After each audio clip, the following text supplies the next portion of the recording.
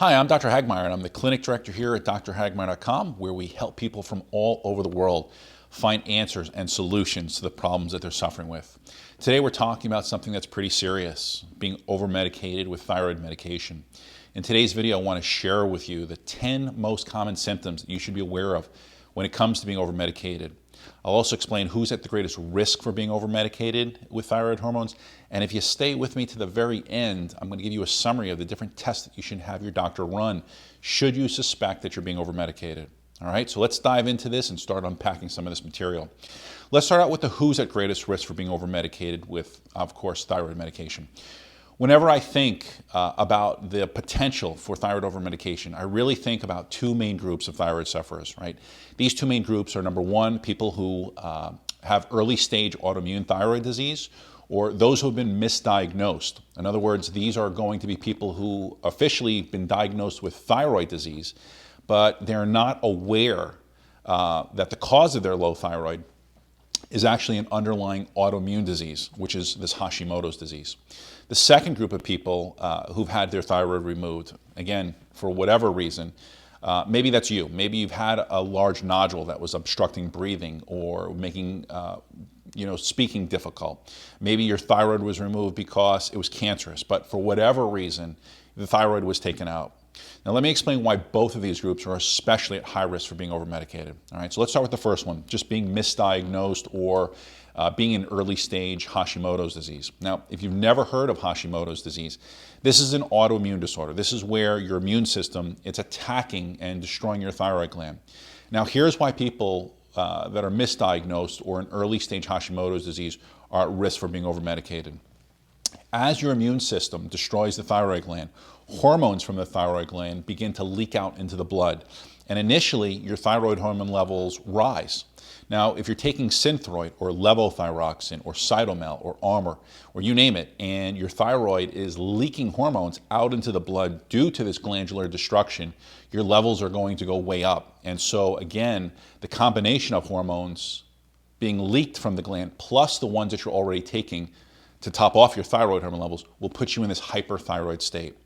The more frequent your immune system is attacking the thyroid gland, the more erratic your levels become. And so trying to just properly dose this patient is, of course, very, very challenging for your doctor, right? 1 month you're over-medicated, the next month you're under-medicated, and for many people, it feels like you are on this non-stop roller coaster of just ups and downs of symptoms, right? So how do you know if this is happening to you? Well, red flag number one for me is this. If I see a patient's blood work and over the course of, let's say, several months, and I see unstable TSH levels or thyroid hormone levels for that matter, and I see symptoms being all over the board. 1 month they're losing weight, the next month they're gaining weight. 1 month they're losing hair, then it stops, then it starts up again. So in other words, anytime you start to see any of these low thyroid symptoms wax and wane, meaning comes and goes, right? That's when I become very suspicious of this. If you can relate to this, I encourage you to go back, look at your blood work, look at your TSH levels, look at your T3 and T4 levels. And if you have levels that are high 1 month, then the next month they're low, maybe they're normal, again, they're just all over the place.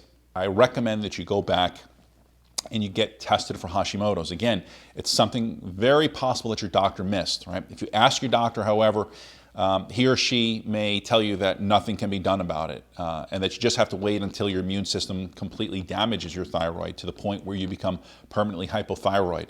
But I want you to know that this is not true, right? While I won't get into all the specifics in this video, I strongly encourage you to go back, watch the video that I did on titled 10 Steps to Supporting Your Thyroid Naturally.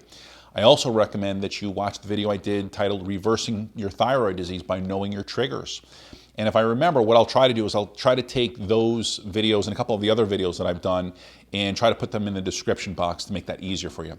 One of the things I'll say is this, is that my YouTube channel has lots of videos on these topics. So again, I do encourage you to go back, watch these other videos, go to my website, and again, if you've never been tested for Hashimoto's, but you've been diagnosed with low thyroid or hypothyroidism, you do need to get tested as soon as possible. If it turns out that you have Hashimoto's, then it's very important to understand that the treatment for hypothyroidism is very different than the treatment for Hashimoto's. There are many triggers behind an autoimmune mechanism, and it's much more than just changing your diet and following an AIP diet. And if you watch the videos that I've just talked about, I think you'll get a much better understanding of what I mean by this. Okay, so let's move on to number two. Like I mentioned, the next person who is very easily thyroid overmedicated and is also at high risk is the person who's actually had their thyroid removed. Perhaps you're watching this video today and you had thyroid cancer, or you had a large nodule that was affecting your breathing and talking, and so you had your thyroid gland removed, or maybe it was radiated. I bet your doctor told you that everything would be fine as soon as your thyroid was taken out. All you need to do is go on taking thyroid replacement medication and you'd be fine. So you had the surgery. Again, you're told everything would turn out okay, but that's not what you're experiencing, right? Your experience has been that you're going day in and day out, and there's this constant battle of gaining weight and the brain fog and trouble focusing and mentally being clear. You're losing your hair, you're feeling depressed, you're feeling anxious. At times you feel like your heart's just racing and pounding. Sometimes you have this deep chill in your bones, you're cold all the time. For people who've had their thyroid removed, unfortunately, being over-medicated is incredibly common, especially within the first year. So if this is you, I want you to know that you can feel good again, despite having your thyroid removed. It may seem like it's not possible, but I want you to know that it very much is possible. It's not as easy as, obviously it's not as easy if you still have your thyroid, but it's still very possible to feel good again. I work with hundreds of patients and have worked with hundreds of patients over the years, and I will tell you, even if they've had their thyroid removed, we can still help them get back to a normal life, all right? So don't give up. Don't give in to self-pity that can sometimes creep up into you. If you've had your thyroid taken out, for whatever reason, it probably had to come out or it had to be radiated. Focus on what you can do to improve your health rather than what you can't do, okay? Now, there are a few other reasons for being over-medicated that I want you to be aware of. Something worth considering, and this can happen from time to time, is that you get a more potent batch of thyroid hormones, or your pharmacist makes a mistake, right, in the dosage. So again, always check and verbalize with the pharmacist that the dosage that you're supposed to be on matches the prescription. Sometimes just the slightest change of potency from one refill to the next can be enough to push you into a hyperthyroid state, okay? So my advice here is that you should always pay attention to how you feel when you refill your thyroid medicine. And always check the pill's dosage, just in case, again, the pharmacist made an error. Now, the last thing I really want to talk about as it comes to thyroid overmedication relates to over-the-counter supplementation. You know, over-the-counter supplementation would be things like thyroid glandulars or adrenal glandulars or bovine glandulars, things that say thyroid support, things that say thyroid boosters, things that say desiccated thyroid supplements, and really any kind of supplementation that may contain tyrosine, phenylalanine, and iodine. Right? So these may be things like bladderwrack or kelp or bugleweed or Irish moss or even seaweed. I can certainly appreciate the desire that patients have when it comes to approaching thyroid disease and, of course, wanting to take a natural approach. But many supplements can actually make you much worse if you haven't had the proper testing done and you don't know where your levels are. For example, let's take something as simple as taking iodine, right? Giving iodine to a person with Hashimoto's or to a person who doesn't know that they have Hashimoto's has been shown to damage their thyroid even more. I've seen this too many times to even keep track of. So again, if you look at this study here, this is just one study showing the effects of iodine on the thyroid. Now I want to be clear and go on the record and say that I use all of these things as tools to naturally support my patients. But I would never recommend a patient take any of these without first getting a complete thyroid panel and ultimately understanding the pros and the cons of each of these, as well as understanding why each one is not beneficial or why it's justified. All right? So knowing the pros and the cons of why one is or is not beneficial is super important. All right, so I just covered who's at greatest risk for being over-medicated with thyroid medications. Let's review the symptoms of being over-medicated that I want you to be aware of. The first The first one I want you to be aware of, or the symptoms I want you to be aware of, it really relates to the severity of being over-medicated with thyroid hormones. This is going to obviously vary from person to person to person to person. So let me give you an example. Just last week, I had a new patient. She reached out, she called us, and she had spent the night in the emergency room in the hospital, right? The previous morning, she woke up. She wasn't feeling good. She felt tense, she felt uneasy, she felt irritable, she felt agitated. As the day progressed, all of these symptoms began getting worse, and she started feeling pain in her chest. And she described the feeling of being flushed. And this is really where she got really scared. Obviously, she thought she was having a heart attack. So her husband drove her to the emergency room.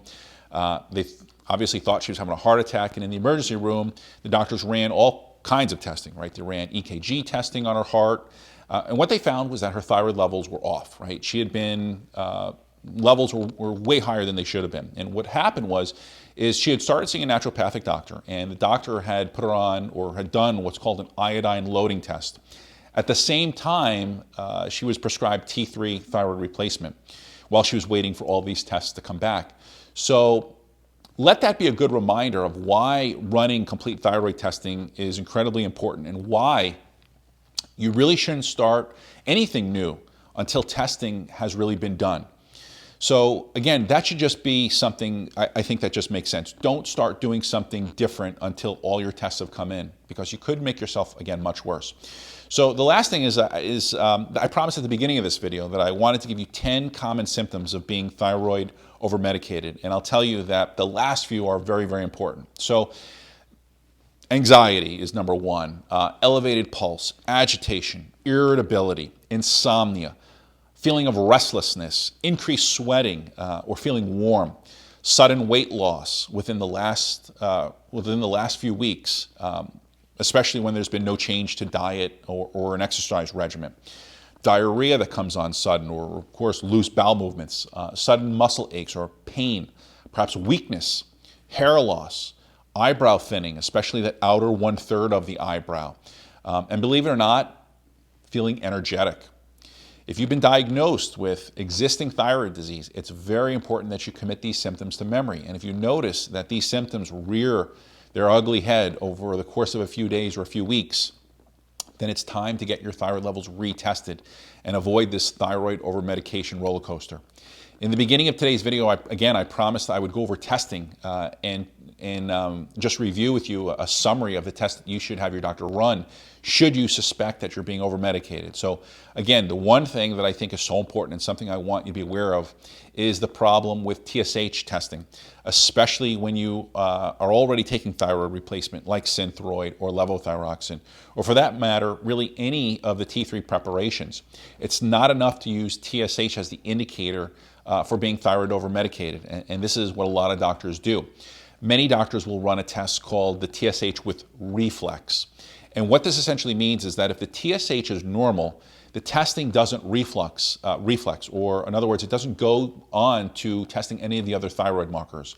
So if the TSH is out of range, meaning if it's high or low, only then will the test reflex to the free T4 marker. But there's two problems that can happen with this. Number one, we're assuming that the TSH reference range is accurate based on what the lab dictates, which they're not. And number two, many people can have a normal TSH but have very low T3 or T4 levels, or very high T3 and T4 levels despite having that normal TSH. So again, in this scenario, you would never know what's happening because the TSH test would not reflex, again, or check those other markers due to it being normal.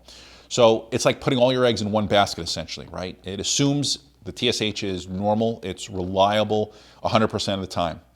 Now, the third problem, and this can be a big problem sometimes for those of you who are out there taking T3 replacement, such as Cytomel, or maybe you're taking a T4, T3 combination like Armour or Nature-Throid.